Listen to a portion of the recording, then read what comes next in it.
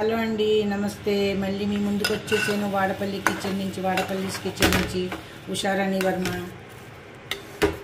మీకు ఎర్రనూక ఉప్మా అండి. దాన్ని హిందీలో దలియా అంటాము, మరి తెలుగులో పెద్ద నూక ఉంటుంది కదండి, గోధుమ నూక పెద్దది ఎర్రగాని, దాంతో చేసామండి.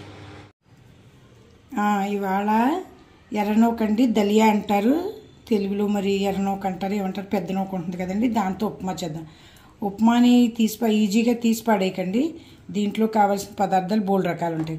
తింటున్నామంటే కొంచెం విటమిన్లు అన్నీ ఉండాలండి, ఏ బి సి అన్నీ కలిపేటట్టు ఉండేటట్టు వేసుకోవాలండి.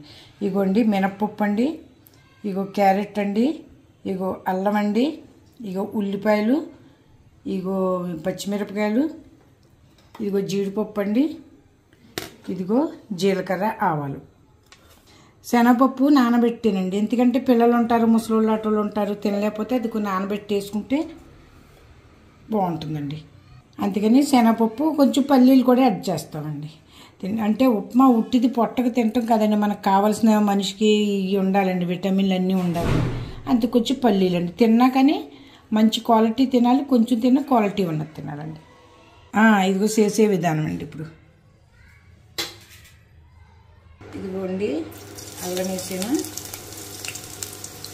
మినప్పప్పు వేసానండి, బాగా నూనె కాగిందండి. ఇదిగో క్యారెట్ అండి,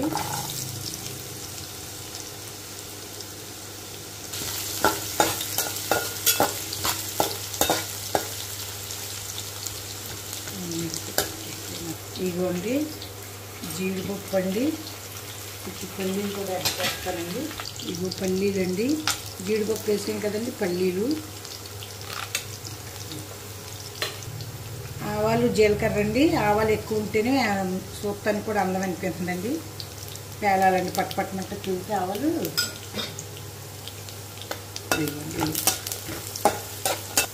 ఇదిగోండి శనగపప్పు నానబెట్టి ఉన్నాం కదా, ఇదిగో శనగపప్పు శనగపప్పు,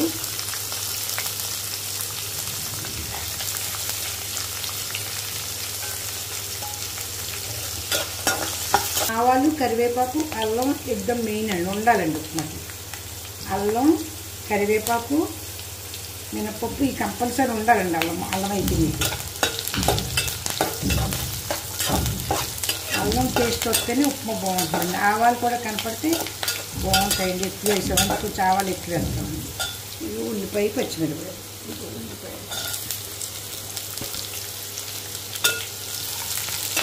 మీరు ఎంత చేసుకుంటారో క్వాంటిటీ దాన్ని బట్టి పచ్చిమిరపకాయలు ఎక్కువ తక్కువ వేసుకోండి. ఇక మేము ముగ్గురు ఉన్నామండి, ఆ లెక్క ప్రకారం చేసేయండి.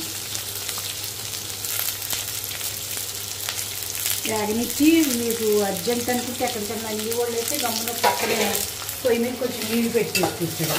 డ్యూటీకి వెళ్ళి వాళ్ళు అయితే గమ్మున కంగారు అనుకుంటే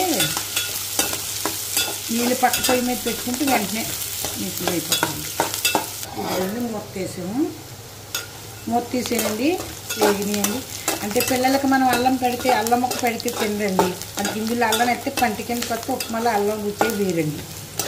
పల్లీలు తినరు, గమ్ముని క్యారెట్ తినరు. అందుకని ఇవన్నీ వేసుకుని చేసుకుంటే పిల్లలకి మంచిది, మనకి మంచిది. ఇప్పుడు ఇవాళ రేపు అందరికీ కాళ్ళు నొప్పులు, చేతుల నొప్పులు, నడువు నొప్పులు ఇవి అంటున్నారు ఎక్కడికి వెళ్ళినాను.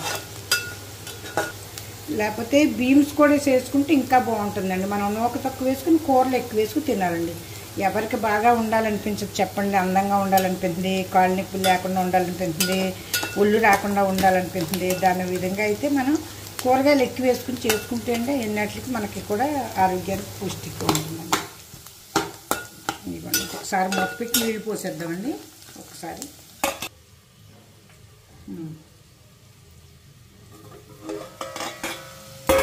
ఇవ్వండి అచ్చా తరపు చేసిపోయింది. శనగపప్పు ఎందుకు అలా ఏమన్నానంటే ఇలా అయితే కొంచెం మెత్తగా ఉంటుందండి, గట్టి అయితే నవ్వలేరు కదండి, అందుకనండి. హాస్పిటల్ చుట్టూ పరుగులు ఎట్టి కంటే మనం ఇలా కూరలు ఎక్కువ తిని ఆకుకూరలు ఇవన్నీ ఎక్కువ తింటే మనకి ఏ విటమిన్, డి విటమిన్ అన్నీ ఉంటాయండి. హాస్పిటల్లో లైన్లు కట్టి కంటే మన పోషక మనం చేసుకోవాలండి. ఇలాగా రకరకాల డిఫరెంట్ టైపు కర్రీస్ వండుకుని దాంట్ల మీద కూరలు ఎక్కువ. ఇందులో నేతి చుక్క వేసుకుంటే బాగుంటుందండి. లేనోడు કોઈ కంపల్సరీ లేదు. నూనె చుక్క ఎక్కువ వేసిన అంటే నూనె ఎక్కువ వేసుకున్న చేతికి ఉప్మా అంటుకోకుండా ఉంటే దాని టేస్టే వేరండి బాబు. మనం ఏ గ్లాస్తో కొలత తీసుకున్నామో ఆ గ్లాస్తో 2కి పైన వేయొచ్చండి. ఎందుకంటే కొంచెంమంది మెత్తగా తింటారు, కొంతమంది పొడి పొడిగా కావాలంటారు. 2 రకాలు. కొంతమంది ఏంటంటే అండి కొంచెం నరం ఉండాలంటారు, కొంతమంది ఏంటంటే గట్టిగా ఉండాలి, పొడి పొడిలు ఆడతారు. దాన్ని బట్టి మనం వేసుకోవచ్చు. ఇక సాల్ట్ వేస్తున్నానండి.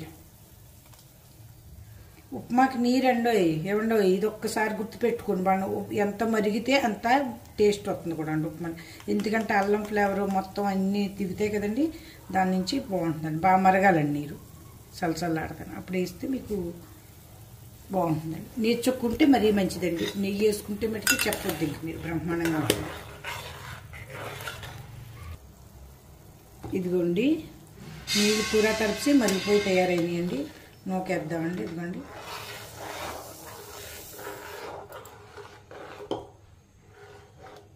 నూకేసాం కదండి, మూత పెడుతున్నామండి.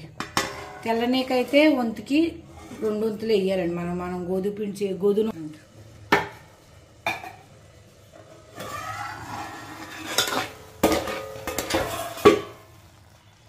ఇదిగోండి 2 స్పూన్లు నెయ్యి కూడా యాడ్ చేస్తున్నాను. జీడిపప్పు అంటే బద్ద అనక్కర్లేదండి, ముక్క తక్కువ రేటుకు వస్తుంటుంది, అది కూడా వేసుకోవచ్చండి. కొద్ది జరూరీ కాదండి, కొద్ది కంపల్సరీ కాదండి జీడిపప్పు వేయాలండి. మనం ఏంటంటే అండి ఆ బీమ్స్ ఉన్నాయండి కొన్ని ఇందులో, ఇప్పుడు అది పావు బీమ్స్ దగ్గర పట్టినాయి అంటే నూక తక్కువ వేసుకుంటాం, కూరలు తిన్నట్టు ఉంటుందండి. అదండి. అదిగోండి ఒక్కసారి మూత పెడదాము. మనకి ఏ విధంగా ముద్దగా కలిపితే ముద్దగా, పలసగా కావాల్సిన వాళ్ళు పలసగా చేసుకోవచ్చు. నెయ్యి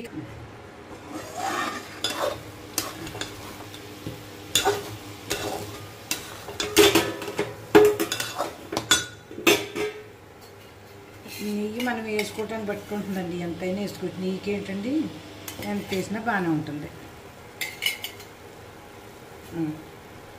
ఉప్మా రెడీ అండి. 2 నిమిషాలు మూతెట్టుంచితే బాగా మగ్గిపోతుందండి. ఇంకా మూతెట్టుంచుకుంటే అది తడు ఏదైనా ఉన్నా చపాల వేడికి లాగేస్తుందండి.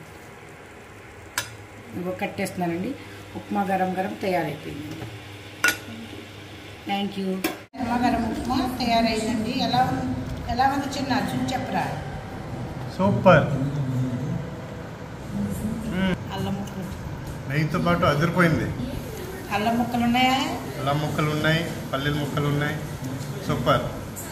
ఉల్లిపాయల ముక్కలు మెయిన్ టేస్ట్.